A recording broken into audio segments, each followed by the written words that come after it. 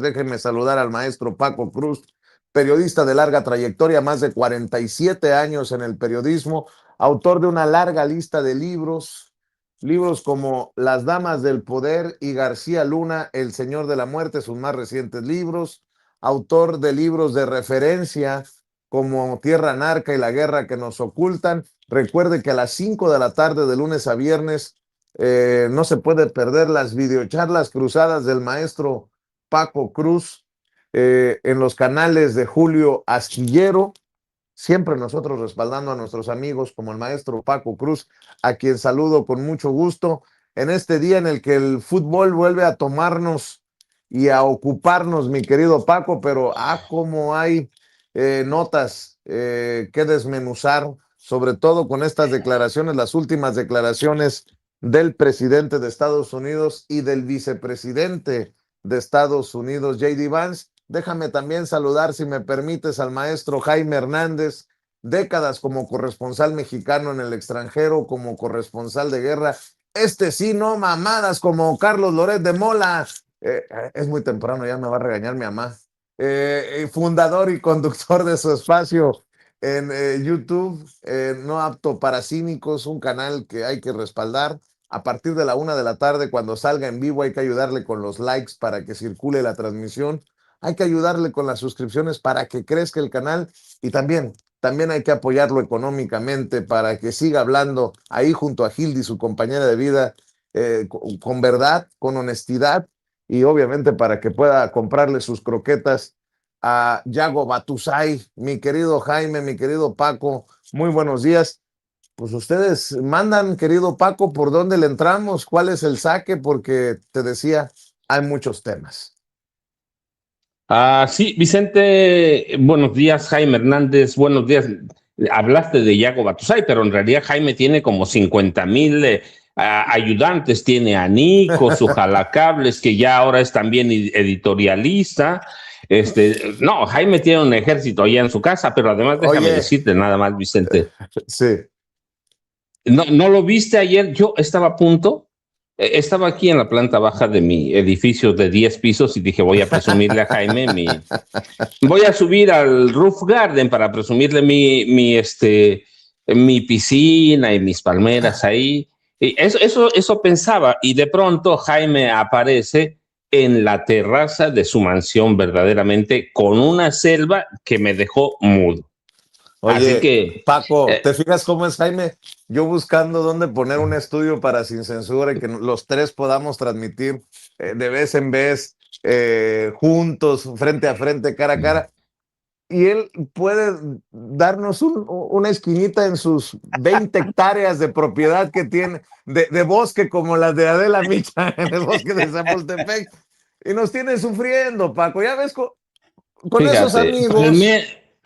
Palmeras egipcias, ¿sí? Tenía no sé cuánta fauna japonesa ahí en su jardín. Y nosotros sufriendo, pero así que ya por eso no enseñé mi mansión. Pero déjame ir a la información, porque sí tenemos un buen. Y fíjate, no sé si vamos a. Nada más sí. por no dejar. Y Yago Batusay, el terror de las perritas de Trump. Perdón, ahora sí, mi querido Paco. Esa es buena. Desde esta mansión en donde la mejor vista es una puerta a la cocina, desde aquí también hago mías tus reclamos a nuestro amigo Jaime Hernández, mi querido Paco. Sí, no vuelvo a decir nada sobre eso porque déjame decir, pero bueno, fíjense, hay un fenómeno que se llama distorsión narrativa y eso es la tendencia de la mente a reescribir hechos para que la versión propia quede siempre limpia. Eso es lo que hace Donald Trump, ¿sí? Reescribir cada vez su historia, aunque cada vez queda peor porque es un lunático. Y la distorsión narrativa no es una mentira consciente. Donald Trump no es consciente de todo lo que dice, aunque a veces parece que lo es. Es como un mecanismo automático y la mente edita los hechos en tiempo real para mantener una imagen de lo que él quiere mantener. Dice, preferiría que no se firmara, por ejemplo, el TEMEC, el Tratado México, Estados Unidos, Canadá, cuando en realidad, cuando la realidad te pide que que debes firmarlo, sobre todo ahora que ha capitulado, con firma y todo, capitulado la peor derrota de Estados Unidos en una guerra. La peor, no hay otra cosa. Y su mente, la mente de Trump en esta distorsión narrativa, omite lo que le incomoda y amplifica lo que justifica, lo que él quiere justificar. Y va rellenando los huesos. El resultado es que tenemos una historia, o él tiene una historia que es un desastre, por más que no la quiera ver en su distorsión narrativa.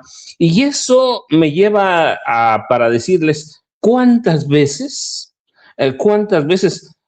ha amenazado Trump con intervenir militarmente en México. Se las voy a contar porque además las tengo escritas. Por lo menos 20 veces. 20 desde el inicio de su campaña, que lo llevó a su segundo mandato en la Casa Blanca y que inició el 20 de enero de 2025. Las amenazas se han centrado abiertamente en el combate a los cárteles de la droga. Y claro, la imposición de aranceles comerciales que ya dejamos de lado. Y en esas 20 veces, bueno, ahora sumamos también un par por lo menos de J.D. Vance, el vicepresidente de Estados Unidos. En esas más de 20 ocasiones, nos han querido convencer que va a haber una incursión armada, porque no podemos, pero el que negocia con los cárteles es él, es decir, está distorsionando para que se acomode la narrativa a lo que él quiere decir. La designación oficial de los cárteles del narcotráfico como organizaciones terroristas extranjeras, de pronto nos dio la idea de que mañana nos van a venir a invadir. Luego hablamos ahorita de lo que dice la oposición, pero Trump y J.D. Vance, el vicepresidente de Estados Unidos, más de 20 ocasiones de amenaza militar. Ahora, ¿por qué todo esto? Él ya sabe, y algunas de ellas burlas para la presidenta de la República, claramente. ¿Qué está haciendo? Donald Trump no nos está hablando a nosotros, aunque la oposición pretenda que le habla a los mexicanos. Donald Trump no nos quiere meter miedo, porque Claudia ya demostró que no tiene miedo y que es capaz de enfrentarse. Por lo menos algunas veces la presidenta Sheinbaum le ha dicho claramente, lo ha enfrentado y la mayoría de las veces le ha sacado la vuelta porque tiene una política muy inteligente. De tal forma que se imaginan si desde el primer día que amenazó con intervenir militarmente, la presidenta Claudia Sheinbaum Pardo hubiera llamado a reforzar la frontera de México con Estados Unidos, la frontera de México con Guatemala y Haití, o las costas mexicanas, pues la verdad es que este país ya se habría acabado. Donald Trump está distorsionando su narrativa. ¿Para qué? No para meternos miedo, para tratar en este momento, porque cada vez que nos amenaza es porque hay algo en especial. En este momento está tratando de distorsionar la narrativa por esa humillación que sufre en el Palacio de Versalles. Allí mismo se firmó el Tratado de Versalles, la capitulación de la Primera Guerra Mundial. Y eso, la historia lo va a manejar como lo que es una humillación. Así que Donald Trump lo sabe. No tenía más petróleo, él lo reconoció anteayer, dijo, teníamos para 4 semanas reservas petroleras. Está reconociendo que le va a entregar a Irán 300,000 millones de dólares. Claro, se los va a endilgar a los países árabes. Está reconociendo que le va a entregar 24,000 millones de dólares que tienen congelados. Imagínense todo lo que representa. No hay peor humillación para un presidente de Estados Unidos que esa. Así que, y bueno, esas son las veces que ha amenazado con intervención militar. Y por lo menos en 5 ocasiones distintas, Trump ha reiterado que la presidenta Sheinbaum tiene miedo a los cárteles y que está asustada. Está asustada. ¿Y en qué basa sus señalamientos? en que la presidenta mexicana rechaza una intervención militar estadounidense. Así que tenemos que entender esas distorsiones narrativas que llevan a Trump a decir eso, que le tiene miedo a los cárceles, que ni siquiera es capaz la presidenta de ver la realidad de lo que está pasando y de verla con claridad. Así que si anotamos todo lo que hay desde el 20 de enero de 2025, tenemos ya una treintena de ocasiones que está pasando esto, pero es por lo que yo les decía, cada vez que Donald Trump hace algo de esto, las primeras veces fueron por la imposición de esos aranceles que no lo llevaron a ningún lado y terminó perdiendo con China. Abiertamente, China lo humilló. A partir de entonces sufre humillación tras humillación. Dijo que no se iba a dormir como el presidente Joe Biden. ¿Cuántas veces lo hemos visto dormido ahí tirando el pico? Cualquier cantidad de veces. Y ahora tiene esta humillación en el Palacio de Versalles. Así que yo digo, sí, hay que tomarlo en cuenta. El presidente de Estados Unidos es un lunático y cualquier día puede ordenar un bombardeo ahí como no queriendo y dislocar a este país, desestabilizarlo. Ahora, yo insisto, si hay algún tipo de intervención militar, algún bombardeo, lo que sea, este pueblo va a votar a la oposición, ¿eh? Nos va a unir más todavía alrededor de Claudia Sheinbaum Pardo y nos va a unir para humillar a la oposición. Así que la oposición debe tener mucho cuidado con lo que pide porque el diablo se le puede aparecer. Y luego, ¿por qué la oposición? ¿Por qué la oposición es tan insistente en exigir la intervención de Estados Unidos? Bueno, ya aquí lo hemos analizado de diferentes formas, pero uno, es una estrategia política porque desde por lo menos 2015, 2016, no ha formado ningún líder. Su último gran líder fue este tipo que senador que vivió huyendo como 6 años, Ricardo Anaya Cortés. Ese era su líder. Y después viene la sinvergüenza de Marco Cortés. Entonces, ¿qué intenta hacer la oposición? Trata de equilibrar la balanza en algo que no puede equilibrar. Trata de que Estados Unidos haga su trabajo. Así que sus motivaciones son una especie de contrapeso institucional. Y no entiende que Trump tiene otra narrativa. Y con la solicitud, a veces exigencia de que Estados Unidos intervenga militarmente en México, pretenden erigirse como un contrapeso de Morena, de la 4T. Así que hay que entender a la oposición, no tiene nada, y cuando vemos que su principal vocera, lideresa en estos momentos es Lili Telles o el dirigente nacional del PRI, Alejandro Moreno Cárdenas, pues tenemos que entender eso. Ahora, entre eso y que pase, que se haga realidad, es muy complicado. Llevamos desde el 20 de enero de 2005 con esto, verdaderamente estoy contando. Aquí tengo mis apuntes, digo, hay que manejarlo, hay que tenerlo, pero hay que entender que esta distorsión narrativa de Trump no tiene nada que ver con la realidad mexicana. Tiene que ver hoy con la humillación en el Palacio de Versalles y el Tratado de Versalles, tiene que ver con la humillación de los aranceles, tiene que ver con la humillación del TEMEC. Él dice que no lo necesita, ¿no? La verdad es que Estados Unidos sería mejor sin ellos. ¿Qué decía de Irán? Tenemos petróleo, hombre. Estamos negociando el petróleo iraní, tenemos reservas para no sé cuántos tiempo. Anteayer dijo, tenemos reservas para 4 semanas, tenemos que firmarles. Así que tenemos que entender que cada vez que Donald Trump comete un error, que es muy a menudo, cada vez que se siente humillado, distorsiona la narrativa para amenazarnos, pero en realidad no nos está amenazando a nosotros. Lo que está haciendo es tratando de que el mundo vea otra cosa que él quiere que vea y que no veamos las humillaciones que sufre cada vez que hace algo, que es muy a menudo Vicente y Jaime. Mi querido Jaime Hernández, hable hoy o calle para siempre. No, yo quisiera empezar porque, claro, ya se sienten los primeros efectos del acuerdo firmado ayer por Donald Trump.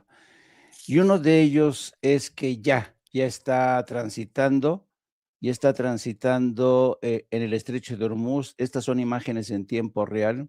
Ya hay el tráfico de buquetanques, ya realmente se está normalizando la situación.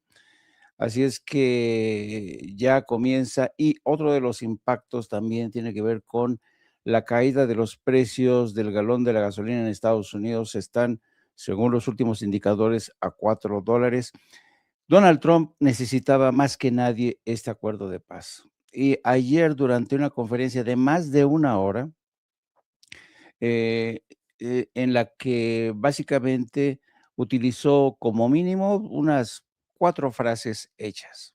Una, que es el primer presidente de Estados Unidos que firma un acuerdo con Irán, que es una suerte de un muro infranqueable para que Irán no construya una bomba nuclear. Este es el primer enunciado, es la primera frase. La segunda frase que repitió, de verdad, en serio, a lo largo de más de una hora, es que el acuerdo que ha firmado hoy es infinitamente más superior al que firmó Barack Obama cuando era presidente. Falso. El acuerdo que firmó Barack Obama tenía enormes restricciones para Irán, sobre todo en el control de su producción nuclear.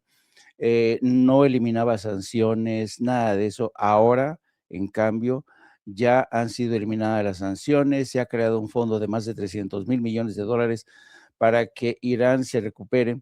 Se reconoce el control de Irán y Omán sobre el estrecho de Hormuz. En fin, la larga lista de exigencias de Irán han sido cumplidas. Irán se convierte así en una potencia geoestratégica en Oriente Medio, para mayor preocupación de Israel, que por otro lado se sigue resistiendo a este acuerdo y sigue bombardeando algunas partes del sur del Líbano. Esto es a lo que finalmente a la postre puede dinamitar este acuerdo, que se sostiene desde mi punto de vista con alfileres, porque la posición de Israel va a seguir siendo la misma. Y vamos a ver, todo depende de la paciencia de Irán, del propio Donald Trump con su aliado Benjamín Netanyahu y del mundo con estos señores. Un efecto colateral inevitable es que ahora Donald Trump se enfrenta a una cuadrilla, un grupo de fusilamiento desde el propio Partido Republicano, que le están reclamando el haber firmado este acuerdo. Y este pelotón de fusilamiento es precisamente, está integrado por congresistas republicanos que le han vendido su alma a Israel.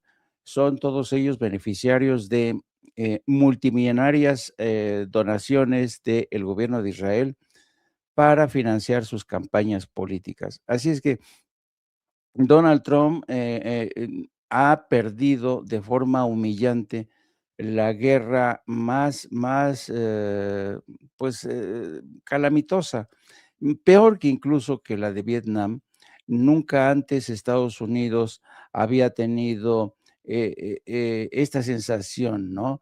Y yo no sé si es coincidencia, supongo que sí, con lo que es la era Trump, con estos resultados de la guerra en Irán. Pero fíjate que está ocurriendo algo muy interesante. Nosotros ya lo sabías tú, Vicente, lo sabía el maestro Paco Cruz, sabíamos que el sueño americano, el llamado sueño americano, se estaba diluyendo, se estaba difuminando. ¿Por qué? Porque ya todo aquel que cruza la frontera con Estados Unidos no tiene garantizada un futuro prometedor, ¿no? Progresar. Miren, esta es una encuesta que publica el Washington Post. Dice, una encuesta revela que la creencia de que cualquiera puede alcanzar el sueño americano se está desvaneciendo. Insisto, esto nosotros ya lo sabíamos porque nosotros somos periodistas a pie de tierra, y sabíamos del sufrimiento de la gente, sabíamos de la ilusión con que llegaban millones para hacer realidad el sueño americano, y el sueño americano ya no existe. Yo incluso soy más pesimista que el Washington Post. Yo creo que ya no existe el sueño americano. Ha habido un proceso de segregación económica, segregación política que ha afectado a las comunidades hispana, afroestadounidense, asiática. Ya no es tan fácil alcanzar el sueño americano. Ahora, la gente que alguna vez pensó que el sueño americano era posible se enfrenta a un ambiente de persecución, de ICE, de inmigración, a elevados impuestos, elevados costos de la vida, dificultad para hacerse con una casa por primera vez, dificultad para conseguir un apartamento con una renta razonable, toda una serie de dificultades que hacen realmente que la vida sea una pesadilla para muchos. Así es que el sueño americano desde ese tiempo se desvaneció y por contra ha surgido lo que muchos ya llaman el sueño mexicano, de mucha gente que piensa que la opción de emigrar a México después de haber estado tanto tiempo en Estados Unidos es lo único que les queda, su propia patria, o ciudadanos de Estados Unidos que ya están pensionados, dicen, no, pues, no voy a gastar gastando aquí todo lo que recibo de pensión, mejor me voy a México, mi pensión me va a durar más, voy a estar más tranquilo. Entonces, ya no existe el sueño americano, ahora existe el sueño mexicano. Y este sueño mexicano, por más que la oposición en México insiste en que este país es un narcoestado, se ha dado gracias a los grandes cambios que ha impulsado la Cuarta Transformación, primero bajo Andrés Manuel López Obrador y ahora bajo Claudia Sheinbaum. México es un país que realmente recibe a todo mundo sin ponerles restricciones. Hay incluso quien considera que ya debería ponerse un visado al ciudadano de Estados Unidos porque lo tienen muy fácil a la hora de emigrar a México, donde en muchos casos irrespetan las leyes nacionales, pero ese es debate de otro, ese es pleito de otro saco, ¿no? Y finalmente, ayer la Ciudad de México se convirtió en Colombia. Válgame Dios, la victoria de Colombia sobre los pobres uzbecos que no daban una, se reflejó en intensas movilizaciones, en reforma. Los colombianos que miran mucho a México a través de las telenovelas, a través de las canciones, a través de nuestra cultura, replicaron lo que hacemos millones de mexicanos cuando gana nuestra selección. Colombia hizo suya esta tradición mexicana y se fue al Ángel de Independencia, estaba en la zona rosa, estaba en el Zócalo. Realmente Colombia, los hermanos colombianos se apropiaron de México. A mí me da mucho gusto, ¿eh? A mí me da mucho gusto que nuestros hermanos colombianos hayan ganado frente a Uzbekia, aunque hay que decir que lo tuvieron fácil porque los pobres uzbecos realmente dieron muestras de un fútbol bastante precario, a pesar de tener a un entrenador como el señor Canavaro, que cobra más de $4 millones para entrenar a esa selección. Ustedes se acordarán que Uzbekia fue ese país, ¿no?, que adquirió el lujoso avión de Enrique Peña Nieto, ¿no? Yo dije, ¿quién coño adquirió ese avión tan inútil? Pues Uzbekia. Así es que así como les gusta pagar aviones caros, les gusta pagar entrenadores caros para resultados más bien fofos, flojos, sosos, ¿no? Así es que con esto amanecemos nuestros amigos colombianos, seguramente a estas horas han de estar, ay Diosito, ¿por qué chupé tanto anoche? Aguardiente. Cruda de aguardiente, mi querido Jaime. Ándale, ándale. Oye, como no te defiendes tú, te tengo que defender yo. Hoy ha de ser un día muy difícil para el maestro Paco Cruz. Sí, sí sabes por qué, ¿no? No. Porque la vida le hace recordar sus episodios pasados. Hoy juega México contra Corea Ah, del Sur. Jaime, Jaime, defiéndete, Jaime. A ver, por cierto, antes de... Ya se puso rojo el maestro Paco Cruz. A ver, ¿qué dijo este paisano? Bueno, este paisano. Bueno, también sí, este hermano colombiano, mi querida Ceci. Como dice Jaime ayer, los hermanos y hermanas colombianas hicieron suyo México, el ángel de la independencia. A ver, tiene estas declaraciones que me parecieron interesantes. A ver, Ceci, suéltalas. México tiene todo. Todo. Es un país para uno inclinar la cabeza respetuosamente. Un país que creo que es abanderado a nivel mundial en la cultura. Pues por algo Gabriel García Márquez vino a México, a Ciudad de México, a escribir 100 años de soledad. Este es un país que desde que uno se baja, mira, yo pongo grifo, desde que uno se baja respira cultura, respira educación, respira literatura, respira arte. Y como dicen ustedes, respiramos fútbol. Es un pueblo futbolero. 3 inauguraciones de 3 Copas del Mundo, 2 finales de Copas del Mundo. No, este es un país de respeto. México, mis respetos, además tiene los mejores cantantes de la historia. Por eso soy un enamorado de el yucateco Armando Manzanero. Desde que llegué, yo me bajé del avión y veo los brazos abiertos de Migración México y veo los brazos abiertos de los Uber, de los taxis, de los cambios de dólares. Veo abierto el hotel en donde estamos, un lindo hotel aquí, y nos han tratado de maravilla. O sea, ¿qué puedo decir yo del mexicano? Que es campeón del mundo. A México hay que quererlo, hay que amarlo. Qué bonito escuchar, ¿no?, a nuestros hermanos colombianos expresarse así. Qué lástima que no vamos a poderle entender a nuestras hermanas coreanas, porque a lo mejor quisieran contarnos algo más tarde de episodios. ¿Sabes, En fin. ¿Sabes cómo le decía la novia de Paco a Paco? Le decía, ¿beso con kimchi o sin kimchi? ¿Beso con kimchi o sin kimchi? Les voy a decir cómo... Son como las novelas, qué dramas o qué dramas. Les voy a decir cómo me decía, ¿sí? Kyung-Hee se llama, me decía, marry me, marry me, marry me. Y claro que no me iba a casar porque... marry me, marry me. Bueno. ¿Cuándo un coreano ha podido pronunciar la R?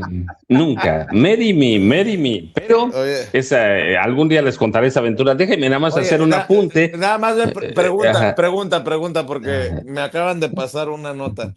Te decía Sarangae. Sarangue. Ya ven que yo no sé mucho de coreano, pero Sarangue creo que es te quiero, ¿no? Paco Sarangue. Marry me.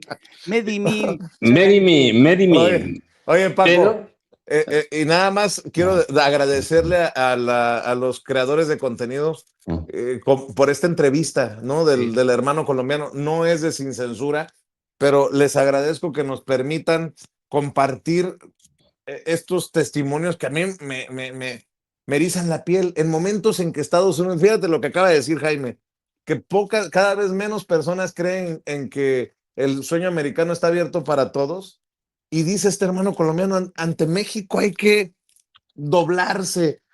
México es el campeón del mundo, por eso vino García Márquez a escribir 100 años de soledad a México. O sea, la forma en que se expresa, dices tú, no mames, y no es por nada, pero yo voy a reclamar propiedad y derecho de antigüedad. Yo fui el primero que le expuse al presidente Andrés Manuel López Obrador en una mañanera el sueño mexicano. Yo le dije, yo estoy viviendo el sueño mexicano, yo me regresé a México, y así como yo van a seguir regresando miles, cientos de miles, si no es que millones, y si no, que me desmienta la gente que nos está viendo y escuchando desde Estados Unidos.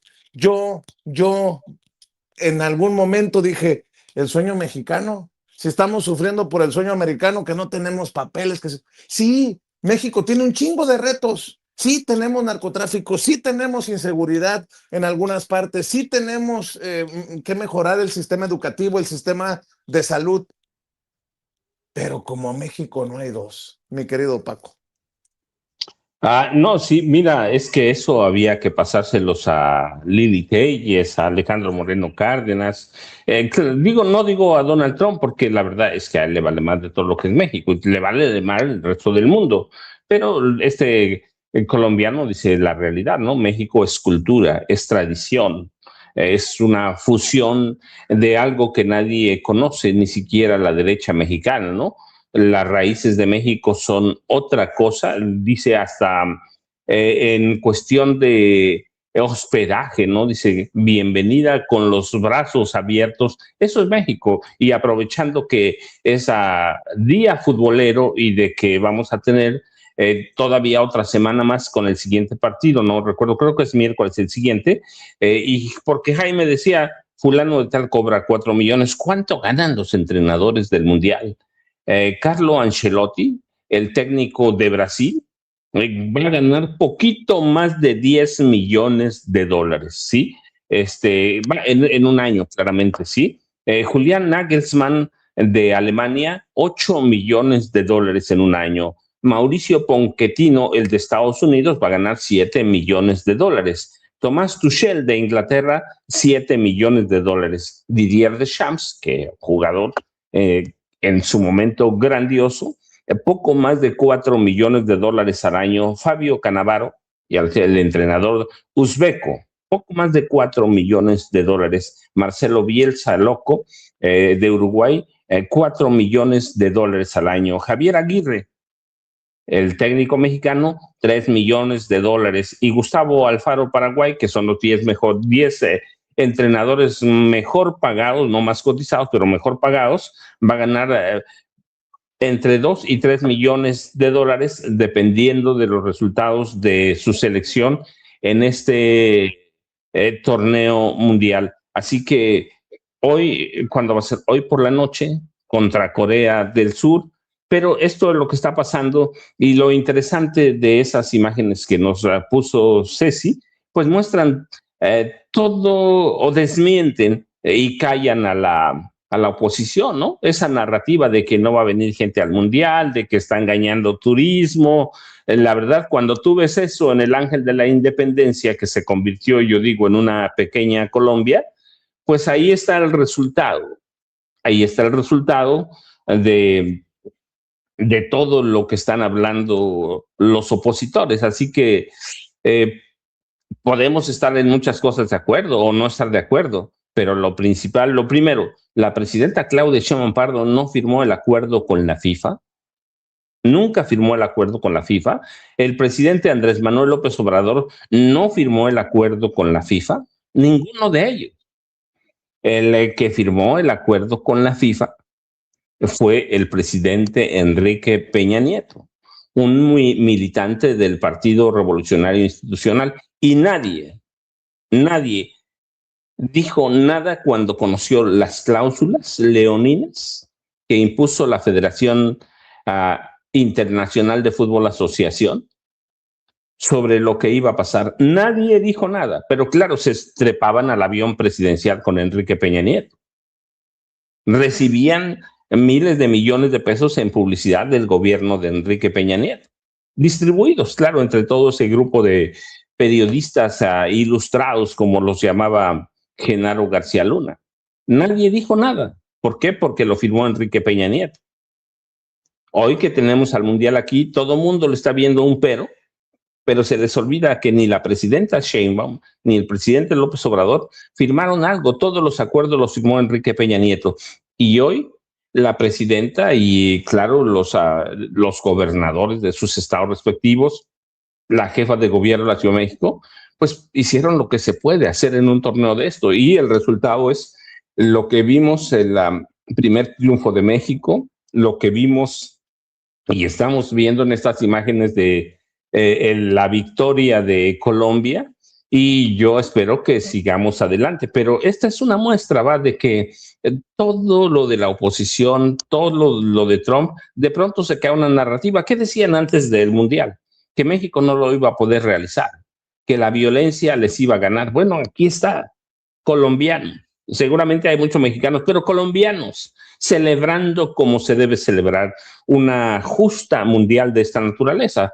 Pueden ser Juegos Olímpicos, lo que sea, pero aquí está. Estamos en esta justa y están celebrando. Y el país está adelante. Y eso, lo que yo les decía al principio, cuando empezamos estas participaciones, hay una especie de distorsión narrativa para meternos en un país que no somos. Dice Vicente, tiene razón. Sí hay violencia, hay, Nunca la hemos tapado. ¿Hay cárteles de narcotráfico? Los hay, pero no hay en este momento visos de que alguno de ellos controle este país, ni siquiera un tercio. Ni siquiera un tercio. Sí hay graves, hay capos grandes, pero sobreviven. ¿Por qué? Porque también Estados Unidos quiere que sobrevivan, ¿sí? Estados Unidos llega y negocia con ellos, pero el resultado real de este país, que prácticamente veían a acabarse por las manifestaciones de la gente, los estudiantes de la normal rural de Ayotzinapa, las madres buscadoras, bueno, el país está en pie y está trabajando, y tanto que aquí estamos y hoy estamos esperando que se celebre el segundo partido de la selección mexicana, pero eso es nada más como un breviario cultural. Y luego nada más déjenme decirle, bueno, pues sí, México es fascinante por todo lo que está pasando, pero hay de pronto temas que dejamos de lado. La legislatura de Chihuahua está preparando y cocinando una reforma electoral para frenar, para frenar y sepultar la candidatura al gobierno del estado de la senadora Andrea Chávez Treviño.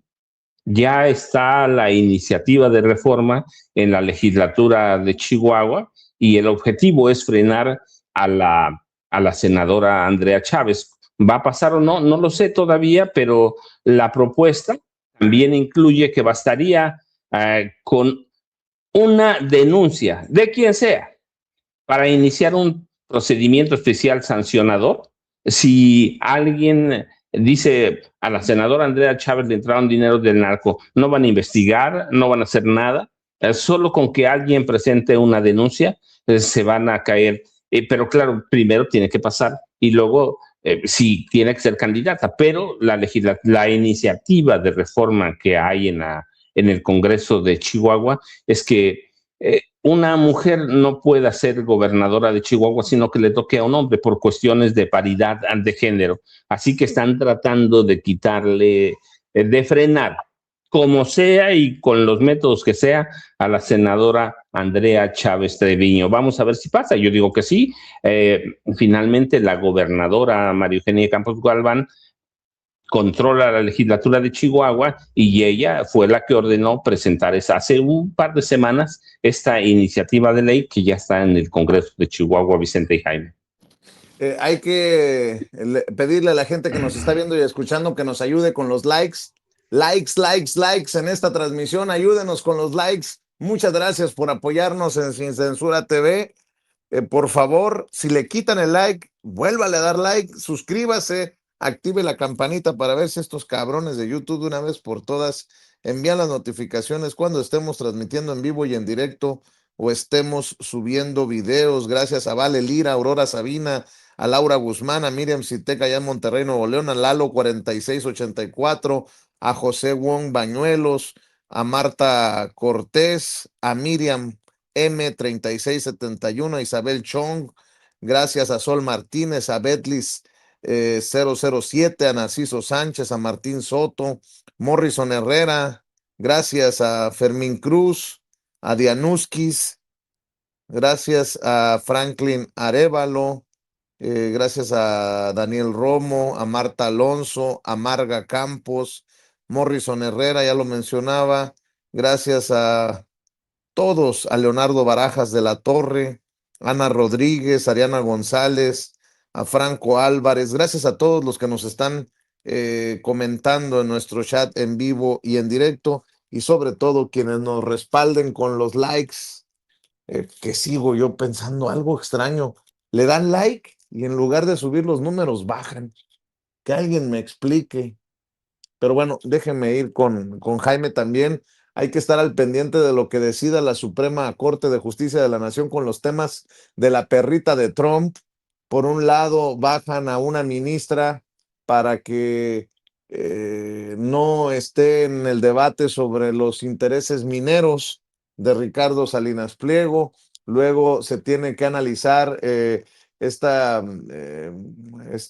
recurso legal de la televisora de la Jusco, la televisora de Ricardo Salinas Pliego, que no quiere, fíjate nada más, en honestidad es una locura, pero van a venderle a la gente la idea de que se trata de un ataque a la libertad de expresión. No quieren en TV Azteca que no someterse, apegarse a la ley, mi querido Paco.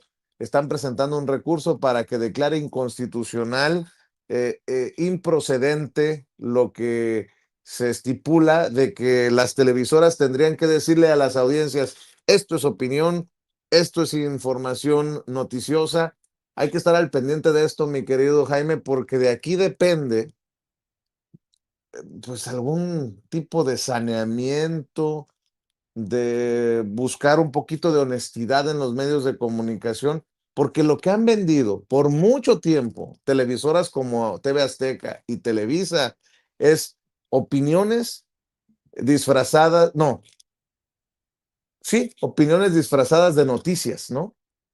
Y la realidad es que muchas veces estas opiniones disfrazadas de noticias van de acuerdo a los intereses del dueño de la empresa. Mi querido Jaime, más lo que tú quieras en esta segunda vuelta.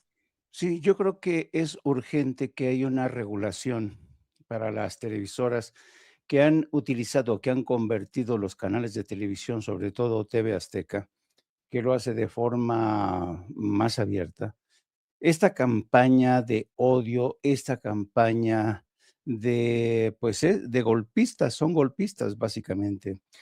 Y esto ha quedado todavía aún más en evidencia después de que Luisa María Alcalde inaugurara este programa que se llama Derecho de Réplica, donde sobre todo uno de los más frecuentes invitados o citados es TV Azteca. Las mascotas de Ricardo Salinas Pliego, por ejemplo, mencionaban ayer o antier el tema de cómo se mintió por la ausencia de Claudia Sheinbaum en la inauguración del Mundial.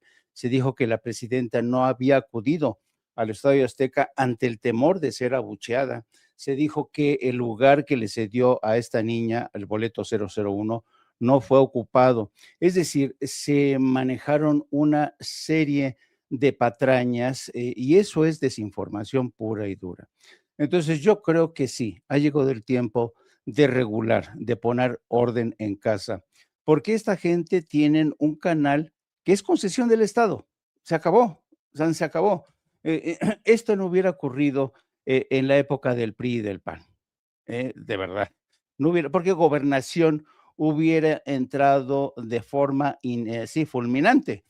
Y te lo digo yo fui subdirector de noticiarios de la agencia de noticias Notimex, de la división de radio y televisión, yo fui su subdirector, y a mí me cortaron la cabeza directamente desde Gobernación por haber difundido una manifestación, una cacerolada en la que por primera vez se cuestionaba la política económica de México. Por ese solo hecho, es decir, por haber dicho la verdad, a mí se me citó en la Secretaría de Gobernación y se me cortó la cabeza. Ese era el México de entonces. Les hablo de la década de finales de los 70, principios de, no, mediados de los 80, mediados de los 80. Esa era la política. La Secretaría de Gobernación intervenía directamente, cortaba cabezas, le importaba un carajo, no entraba en disquisiciones de corte ético, profesional, no. Ellos, usted es el responsable, porque me acuerdo que aquella vez teníamos el control de dos noticiarios, uno de televisión y uno de radio, y habíamos mandado a un reportero a hacer precisamente la cobertura de la primera gran manifestación contra la política económica del gobierno. Y entonces, cuando se transmite la información, me llaman inmediatamente de la dirección de la agencia y me dicen, oye, córtale la cabeza a ese reportero porque no puede ser. Digo, no, espérame. Quien dio la orden soy yo, quien dio la orden y lo que ustedes quieran conmigo. Pues al día siguiente me citaron en Gobernación. Me dijeron, ¿usted autorizó? Le digo, sí, yo lo autoricé. Bueno, pues usted se queda sin trabajo. Para que aprenda que hay una política informativa que hay que respetar a rajatabla. Así era antes. Ahora hay demasiadas consideraciones, demasiada indulgencia a personajes como Ricardo Salinas Pliego, que arremete, pero en serio, contra el Estado mexicano, contra la presidenta de México, contra funcionarios de la 4T. ¿Puedo, Dime. ¿Puedo decirte algo para meterle pimienta y sal a esto que estás diciendo? Claro. Mientras en Brasil al hijo de Bolsonaro se lo van a recontrachingar por traidor a la patria, por andar pidiendo la intervención de Estados Unidos para que salvaran a su papito. Nosotros todavía nos andamos ahí como retorciendo de que qué hacemos con las Lili Telles. Mariana Gómez del Campo hace unos días publicó otro video desde Washington, la sobrina de Margarita Zavala y de Felipe Calderón. Ay, ¿qué hacemos con Alito Moreno? ¿Qué hacemos? En Brasil va al bote, creo que sentenciado a 4 años y medio de prisión por andar solicitando la mano extranjera en temas que solo le corresponden a brasileños y a brasileñas. ¿Y nosotros aquí qué? Perdón, por lo que estás diciendo, pues, Jaime. No, dices, es eso. Es que ahí sí es válido extrapolar. Ahí sí es válido extrapolar y decir. Y ayer en su rueda de prensa, en Ginebra, poco antes de partir a París, le preguntaron al presidente Trump, oiga, ¿qué opina usted de la decisión que tomó el gobierno de Brasil de pedir el arresto del hijo del señor Bolsonaro? Dice, sí, acabo de estar con él. Dice, de un tiempo acá, qué peligroso se ha convertido el gobierno de Brasil. Qué peligroso se ha convertido. O sea, reconociendo que hay un apoyo explícito de Donald Trump hacia el hijo de Jair Bolsonaro. Es decir, más evidencias del intervencionismo y de injerencia de Estados Unidos en Brasil.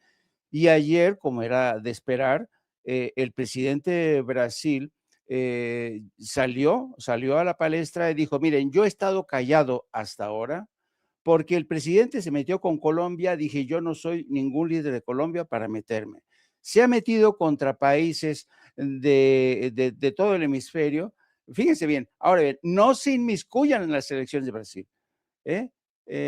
Al igual que las estadísticas, es exactamente esta posición de Brasil, que pide respeto a Estados Unidos, y a mí se me hizo una posición bastante digna de Lula da Silva, plantar cara y decir, miren, yo me he quedado callado hasta este momento, pero en esta ocasión no, porque no se vale que Estados Unidos y el presidente de Estados Unidos se inmiscuya en las elecciones de Brasil.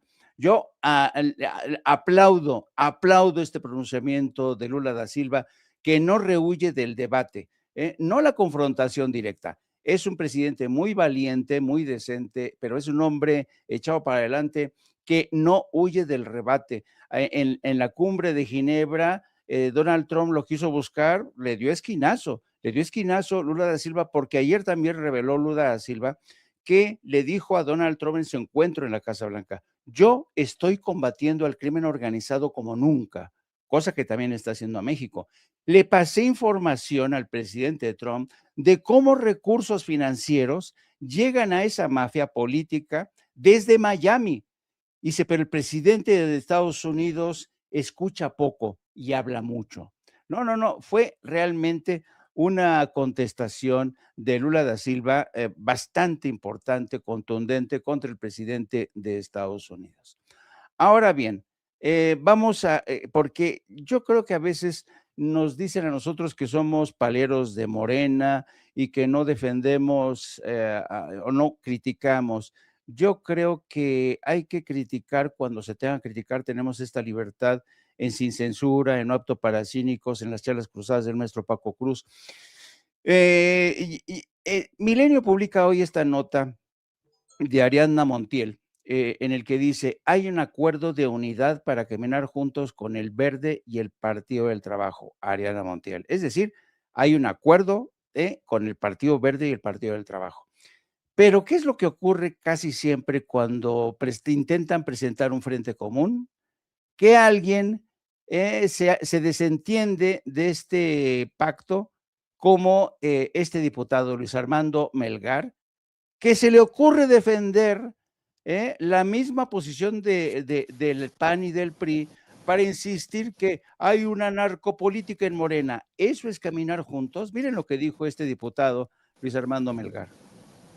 Que en esta idea de que el Verde, Morena y PT vayamos juntos, yo hoy advertí que siempre que seamos cuidadosos, porque el tema del narco y los narcopolíticos en este país son una realidad, y abanderar, ahora sí que tanto peca el que mata la vaca como el que le detiene la pata. Entonces no hay que hacer cosas buenas que parezcan malas. Y yo lo que digo, en ese sentido muy concreto, lo que tú dices, yo soy dueño de mis convicciones. ¿Sí? Yo llegué a mi elección con votos del Partido Verde. Ningún voto de Morena me acompañó. Y con esa solvencia moral, hoy defiendo lo que creo. No tengo y no estoy obligado a votar todas las cosas por convicción, porque no somos ni sometidos ni paleros. ¿Puedo decir algo, Jaime? Por favor. ¿No se ha dado cuenta que en el Verde está Erubiel Ávila? ¿Cuántas veces el maestro Paco Cruz ha levantado la banderita roja sobre el exgobernador del Estado de México? Nunca se enteró que al Verde entró Eugenio Hernández, el exgobernador de Tamaulipas, que fue por el PRI gobernador y que tiene su colita larga. Ayer también, Jaime, perdóname, nada más por no dejar. Las reglas de Morena contra los de Morena, y está bien. Pero a nuestros aliados no les aplica. Ellos sí pueden, si quieren, lo del nepotismo, pues es decisión de ellos, porque no se pueden someter a nosotros, pero pues son aliados y hay que respetarlos. No sé. No lo sé, Rick. No lo sé, mi querido Jaime. Sí, el hombre que dice que él habla por sus convicciones, no es palero de nadie. Que le escuche el tío Richie y le va a soltar unas cachetadas guajoloteras a este cabrón por andar ahí diciendo que es independiente. Es más mentiroso este personaje. Es un personaje abyecto que utiliza Ricardo Salinas Pliego en todo momento, ¿no? Y este tipo de personajes realmente ponen en duda, en tela de juicio, ese bloque de Morena que avanza de última, todos a uno, ¿no? Y uno para todos, ¿no? Y esto es lo que puede realmente causar problemas a Morena de cara al 27 y de cara al 2030. No, está cabrón. Ya me hiciste enojar, Jaime. Es que este cabrón es insoportable. Y cuando lo vea uno en el Senado, yo creo que ha de pensar, si me va a venir encima y le saca la vuelta a uno. La última vez que lo vi, nos vimos cara a cara, frente a frente, y sentí en realidad el desprecio en la mirada, cortesía de Ricardo Salinas Pliego. Pero bueno, esa fue la respuesta de Ricardo cuando oyó a Melgar diciendo que es independiente. Oye. Pero también puede ser el ladrido de Luis Armando Melgar Bravo diciendo: yo me mando solo. ¿Sí? Oigan, a ver, lo de Brasil, poniéndolo para términos mexicanos, no es poca cosa, mi querido, sobre todo para analizarlo con ustedes, maestros, porque aquí hablamos y lo hacemos bien, creo que es importante, de soberanía nacional. La presidenta ha dado una batalla por la soberanía muy importante, el propio Andrés Manuel López Obrador. A ver, ¿qué cosas? Regresando a las declaraciones de Trump sobre Lula, pasé mucho tiempo con Lula, lo dijo allá en el G7, estamos hablando de un país políticamente peligroso. Encerraron a Bolsonaro, quieren encerrar a Bolsonaro Jr., juegan duro, pero nadie juega tan duro como los Estados Unidos. Súmale eso a un nuevo llamado del presidente Trump para que en Colombia voten por este güey de la ultraderecha, mi querido Paco. Pero confirmo, el Tribunal Supremo de Brasil condenó a Eduardo Bolsonaro, al hijo del expresidente Bolsonaro, a 4 años y 2 meses de prisión por presionar a la justicia mediante gestiones en Estados Unidos para ayudar a su padre. Más de 4 años de cárcel por traidor a la patria.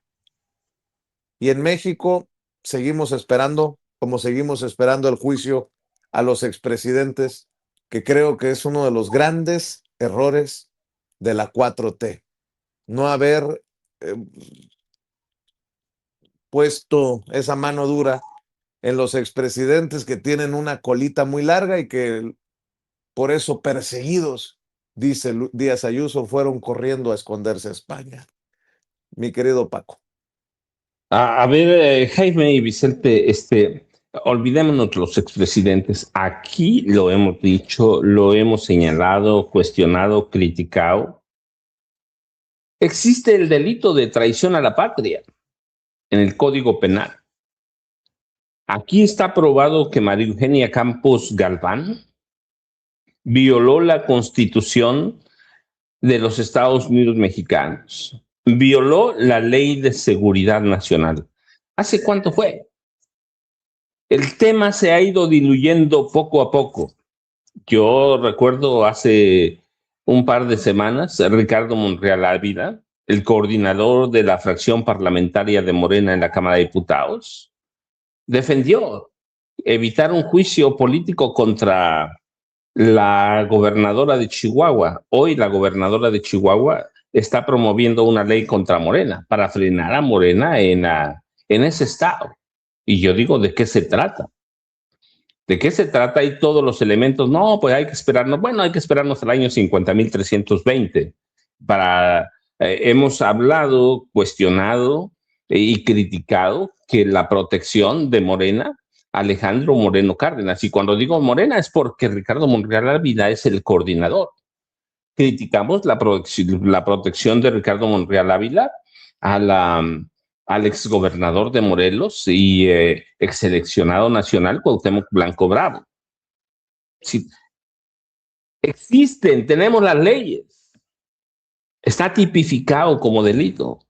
El problema es cuando hemos criticado la tibieza de Morena en ese sentido. ¿Cómo se van a quitar ahora, si pasar como parece que va a pasar, esta iniciativa de reforma electoral en Chihuahua?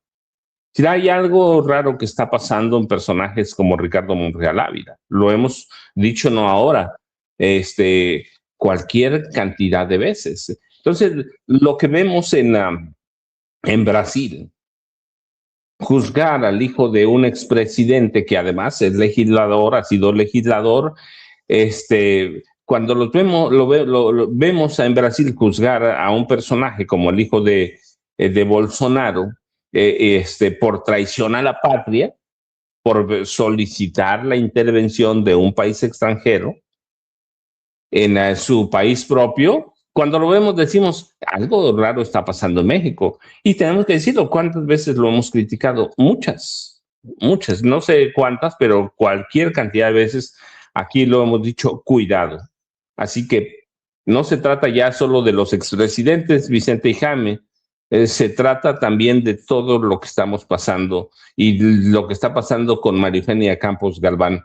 Y solo déjenme completar lo que decía Jaime y lo que decía Vicente, sí, sobre los cuestionamientos de TV Azteca. ¿Qué hizo TV Azteca? Presentó un nuevo recurso legal ante la Suprema Corte de Justicia de la Nación para impugnar una disposición de la Ley de Telecomunicaciones y Radiodifusión. Busca echar abajo la norma que obliga a concesionarios a distinguir claramente entre información noticiosa y opiniones personales.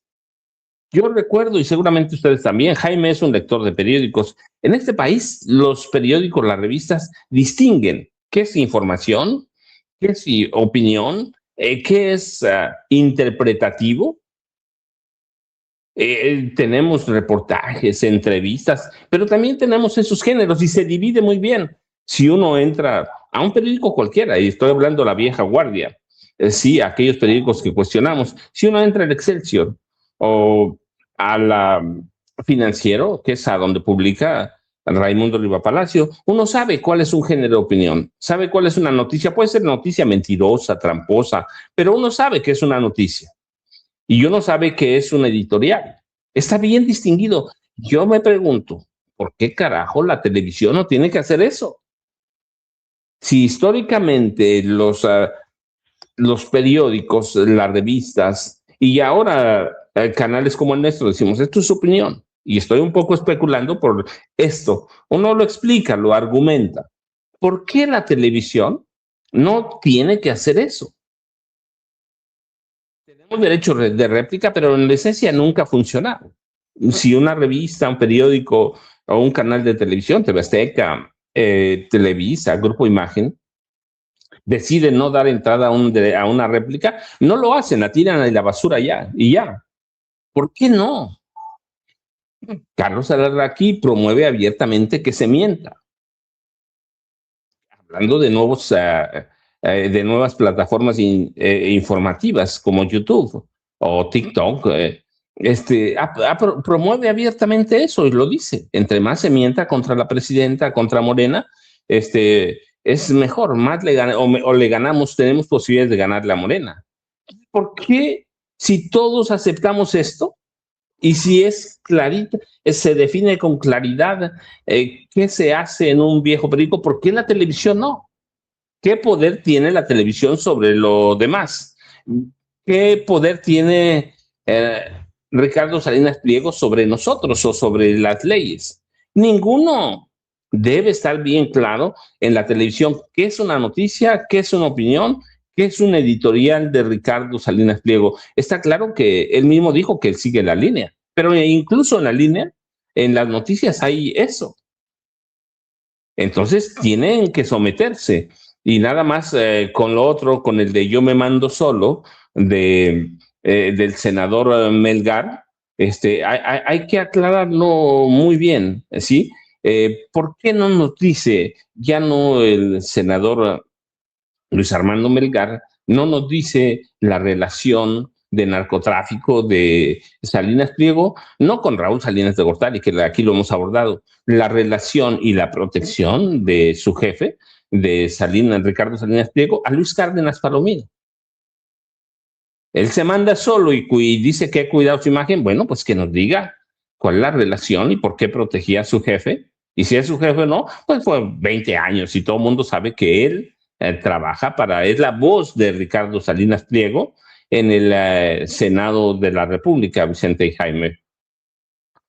Fíjate que estaba leyendo La Jornada y traen, por cierto, una nota de Caro Quintero que estamos también al pendiente de lo que ocurre en Estados Unidos, pero me llamó mucho la atención esto que publican. Empresas propietarias de las Afore obtienen ganancias récord.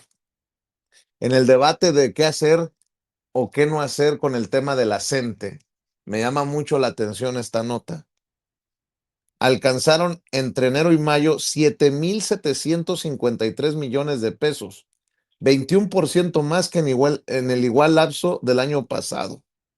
Las ganancias que como empresas obtuvieron las administradoras de fondos para el retiro entre enero y mayo de 2026 por gestionar el dinero para las pensiones de los trabajadores mexicanos se ubicaron en 7,753 millones de pesos, nivel sin precedente para un mismo periodo, revelan datos oficiales. De acuerdo con información de la Comisión Nacional del Sistema de Ahorro para el Retiro, la CONSAR, la utilidad neta de las 10 Afore que han operado en el mercado durante los primeros 5 meses de este año fue 21% superior de manera nominal sin descontar inflación a la de 6,302 millones de dólares reportada en igual lapso del año pasado. Dichas ganancias se derivan de ingresos récord de 19,000 millones de pesos entre enero y mayo de 2025, un aumento de 18% en comparación con los 16,093 millones de dólares reportados en igual periodo de 2025. Las Afores obtienen sus ingresos de resguardar e invertir los 8,900,000 millones de pesos en activos pensionarios depositados en cuentas individuales que pertenecen a 70.300.000 mexicanos, por la cual cobran una comisión anual sobre el monto administrado de 0.53%. Me urge regresar a la mañanera porque, pues, hay que plantearle a la presidenta si una de esas empresas que se beneficia, solo por mencionar al magisterio, si una de esas empresas es Azteca Afores, empresa de Ricardo Salinas Pliego. Porque si es así, es un escupitajo para los maestros. No se les, ¿cómo se le puede permitir a Ricardo Salinas Pliego no solamente en la televisora escupirle a los maestros, pero a la hora de las ganancias ganar con los maestros y sus retiros? Es una locura, pero bueno, son de los temas que hay que abordar con pinzas y con movimientos ahí delicados, porque es un tema muy delicado en la mañanera del pueblo. Mi querido Jaime, voy contigo. Sí, a mí también me llamó la atención este titular de la jornada, porque, fíjate, esta historia ya es vieja. Me refiero al negocio que de las Afore. Desde yo creo que principios del año 2000, mediados del año 2000, empezó a producirse una rebatinga de las Afores. Por ejemplo, si tú tenías tu cuenta bancaria en Banamex, en Banorte, donde fuera, casi siempre te preguntaban: "Oiga, ¿dónde tiene usted su Afore?". Dijo: "No, pues, donde siempre he estado, quién sabe qué", y te pedían autorización para jalar tu Afore, y ellos gestionaban tu Afore. De esta fue una campaña, insisto, fue una rebatinga entre los bancos. Y entonces así se fueron haciendo con un nicho de negocios multimillonario. Ahora lo destaca la jornada, pero esto ya tiene tiempo de andar, porque se descubrieron que era un gran negocio, los fondos, las Afores. Y entonces, ahora resulta que muchas veces cuando alguien se retira, cuando alguien reclama su Afore, ya no lo reclamas al Infonavit, ya no lo no, lo reclamas al banco. Y a veces el banco se dice: "No, espérenme, es que, el corte, quién sabe qué", te la hacen, cansada hasta que te liberan la Afore, ¿no? ¿Por qué? Porque es un gran negocio. Entonces, fíjate, yo no sé si ustedes han pasado frente a un ISSSTE, frente a oficinas administrativas donde se gestiona el tema de los retiros, pensionados. Hay una hilera interminable de gente que parecen así, pajaritos maltratados, ya viejitos todos ahí haciendo lista, cola, ¿no? Y llegan: "Oiga, mi Afore, mi esto", no, pues es que su Afore la tiene el banco y entonces tiene que ir usted y reclamarla ahí, quién sabe qué. Y ahora, con esta propuesta para crear alguien que gestione y asegure el pago de las pensiones, pues, el gobierno ha entrado al quite. Entonces, yo creo que es muy interesante este fenómeno, ¿no? Porque el gobierno durante mucho tiempo permitió que la banca, que el sector privado metiera la garra, metiera la mano donde había fondos que sabían que podían redituarle a la banca importantes ganancias. Ahora el gobierno dice: "A ver, espérenme tantito. Si, puede hacerlo la banca, si puede hacerlo esto, ¿cómo yo no puedo, eh, gestionar esto de forma transparente, eficaz?". Porque incluso se llegó a dar la circunstancia de que algunas de estas Afores las jalaban, las reclamaban operadores independientes que especulaban con esto en el mercado. Entonces, cuando alguna mujer, un pobre trabajador, se decía: "Oiga, voy a reclamar", recibían la llamada de ¿cómo se llama?, gestor. Decía: "Oiga, señora, ¿segura que quiere su Afore? Deme chance, porque mire, le he dado valor a su Afore. Deme chance, no la reclame todavía. Deme 6 meses y va a tener una ganancia interesante", ¿no? Claro, la ganancia era mínima comparada con la que el gestor ya había obtenido, ¿no? Entonces, esta disputa por las Afores, hay mucho detrás de este negocio. Yo no sé cómo el gobierno no le había echado el ojo y no había puesto, y dice, a ver, tengo problemas porque la gente, los que se pensionan por el ISSSTE, que tienen pensiones realmente a veces miserables. Fíjense, la presidenta ya dijo que se va a retirar con 30,000 pesos. El presidente López Obrador igual, con 30,000 pesos. O sea, ellos dicen, pues bueno, yo vivo en la modesta medianía, con 30,000 pesitos y me va a alcanzar. Pero lo cierto es que vivir con 30,000 pesos, si tienes familia, si tienes que pagar una renta, si no tienes propiedad, cuesta trabajo, cuesta trabajo. Entonces, yo creo que hincarle el diente a este tema de los Afores es una buena idea. Yo no sé cómo antes no se les había ocurrido. Así es que ojalá y que se convierta en una realidad, digo yo. Sí es, querido Jaime. Le voy a pedir a la gente, antes de que nos gane la presidenta, que nos ayude nuevamente con los likes. Likes en esta transmisión en vivo y en directo. Likes, lluvia de likes para exigirle a YouTube que no nos esconda, que no se manche, porque, cómo batalla mucha gente. Oye, me quitaron el like, pues vuélvale a dar like. Oye, estaba suscrito y me quitaron la suscripción, vuelvas a suscribir y active la campanita para ver si estos cabrones y cabronas de YouTube de una vez por todas envían las notificaciones cuando estemos transmitiendo en vivo y en directo o estemos subiendo videos. Y nada más para que quede claro, lo mismo que le pido aquí en Sin Censura TV, se lo pido para No Apto para Cínicos a la 1 de la tarde. Likes en la transmisión en vivo y en directo. Suscripciones en el canal para que apoye al maestro Paco Cruz, y en las videocharlas cruzadas a las 5 de la tarde con el maestro Paco Cruz, perdón, debí de haber dicho Jaime Hernández, para que también ayuden las videocharlas cruzadas también. Likes, suscripciones, superchats, que se note el apoyo, que se note. Y a ver, lo que pedimos para nosotros lo pedimos para nuestros amigos y no es albur. Lo que pedimos para nosotros, que se sienta también en los espacios que dirigen, que comparten nuestros amigos, que ya sabemos que es muy complicado. Yo veo batallar a Jaime Hernández, yo veo batallar a Toño Ruiz, yo veo batallar a Rafita Herrera, yo veo batallar a todos a don David, los veo batallar. Si nosotros batallamos, imagínense, con millones de suscriptores, no me quiero imaginar qué tan complicado. Dime, Jaime.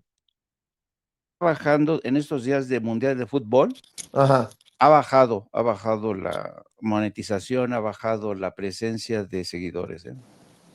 Yo lo he experimentado. Pues doble. Hay que reforzar este llamado, que muchas veces la gente nos critica. ¿Cómo chinga este güey con lo mismo?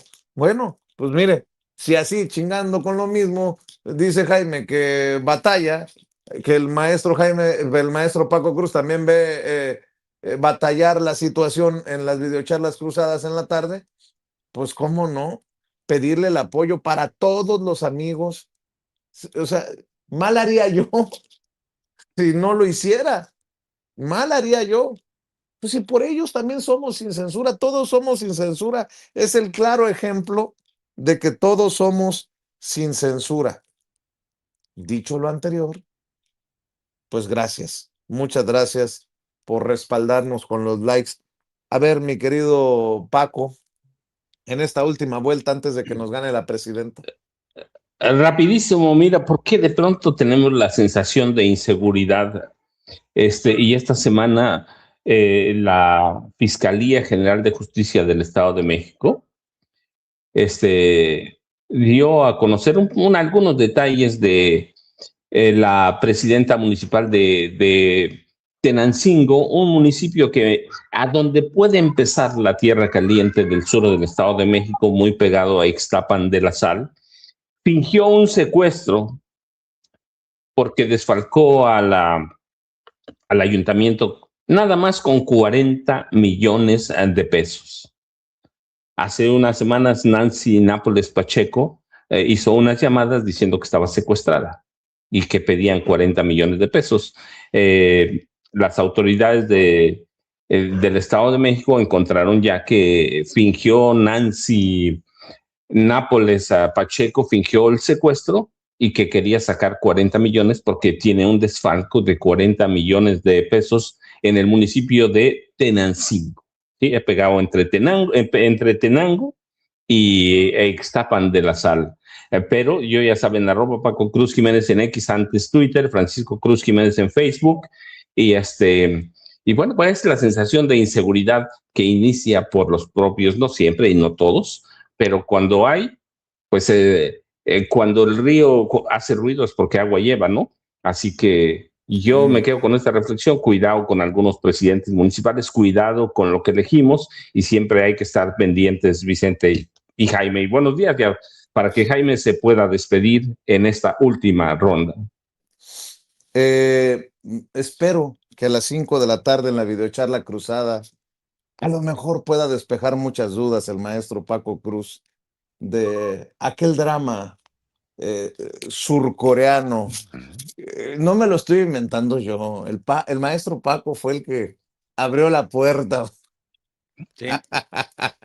Mi querido Jaime. Se me hace que, les voy a decir rapidísimo, Jaime, se me hace que mi número de seguidores, suscriptores, oyentes, escuchas, aumentaría si hago un par de K-dramas en la videocharla cruzada de Francisco Cruz.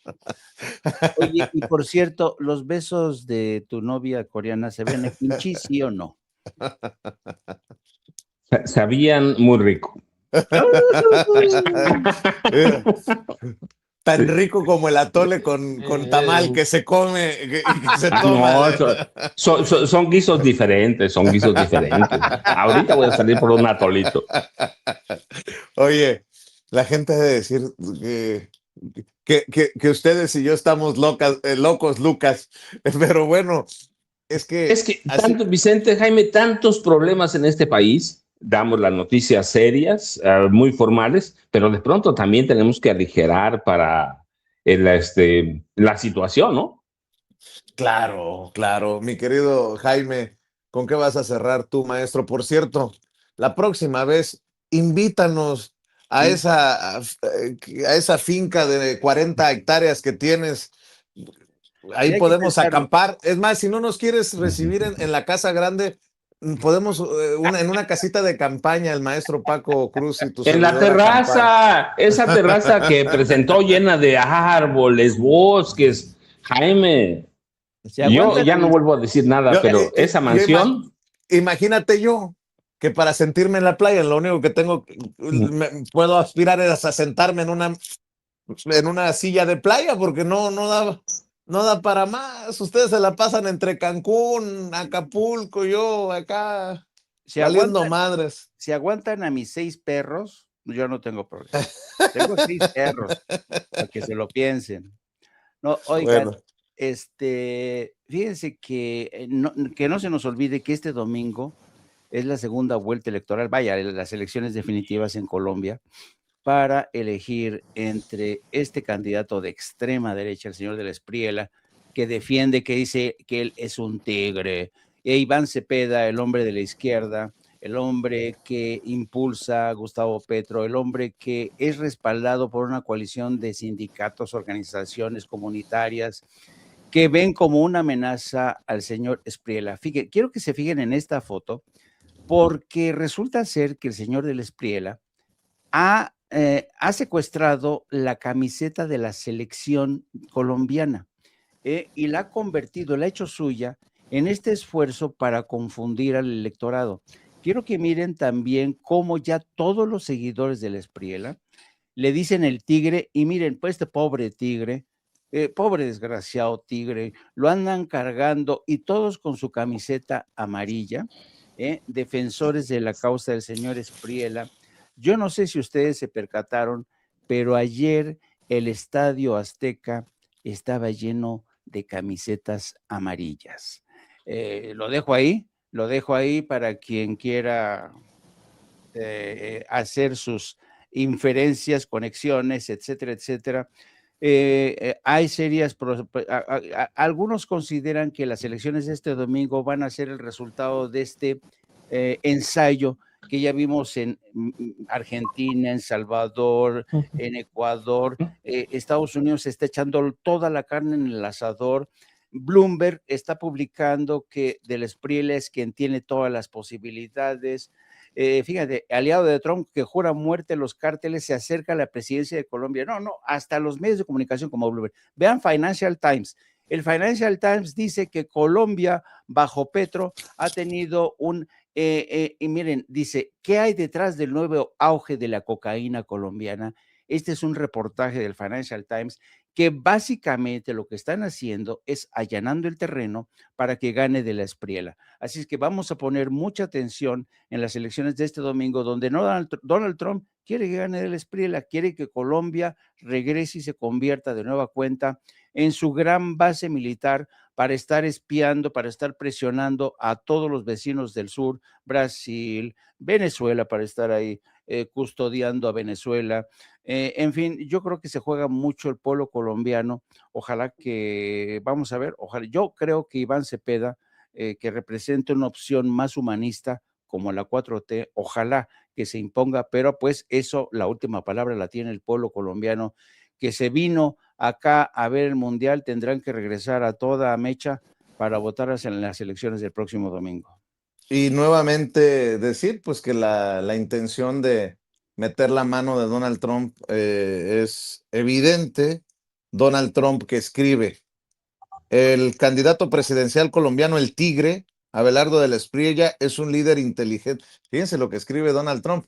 Y eso que muchos dicen que esto no es injerencismo ni intervencionismo.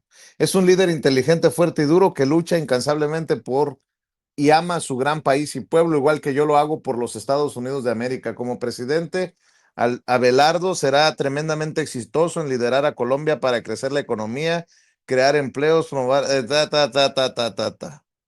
Los resultados de esta elección son muy importantes para el futuro de Colombia y su relación con los Estados Unidos, que si Abelardo gana, y debido a su competencia y amor por su país, tendrá el apoyo y la fuerza total de los Estados Unidos detrás de él. Salgan y voten por el Tiger, Abelardo Del Espriella. Él no decepcionará al maravilloso pueblo de Colombia. Salgan y voten Nada más por el Tigre. que vean a la sierra de Milei, que vean cómo da pena Argentina. Los colombianos deben ver ese ejemplo, el ejemplo de Milei. ¿Cómo está? Creo que llega. Ya llegó la presidenta.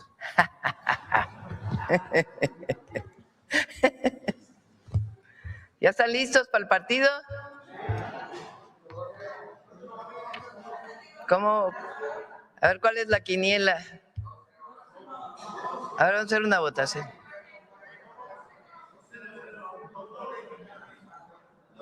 A ver, ¿quién vota porque gana la selección? Mayoría.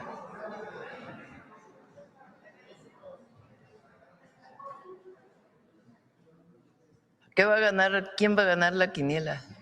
¿Qué le vamos a dar de regalo a unos balones?